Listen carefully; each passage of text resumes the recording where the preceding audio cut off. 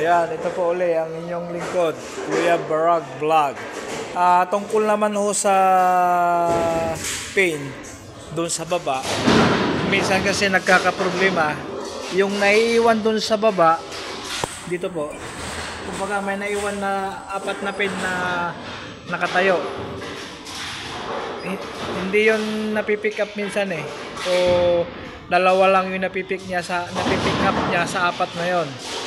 Ngayon, magreklamo yung customer doon sa harap, hindi na pick up lahat. Kumbaga ito. Yan. Itong pin number 6, number 2, number 4, at saka na pin number 7.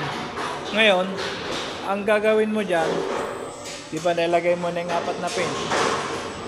Ngayon, ang gagawin mo dyan, ipo-first ball mo siya. Pagkatapos mong ma-first ball, ganito. Ito po. Ayan. Ipo-first ball mo siya. First ball. Saka, dali-dali mong hawakan dito, hilain. Yun. Bumaba na. Oh. Naging apat na yun.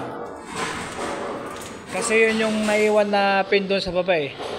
Ang nagka-problema lang, yung dalawang pin, hindi niya na-pick up. Kaya babaguhin mo ulit. Ganun yun. Kailangan mabilis kang para hindi ka maipit. Ganun yung mag-set ng mga natumba na pin. Okay, sana po naintindihan niyo po. Maraming salamat po sa pag-watching. Kuya Vlog Barag.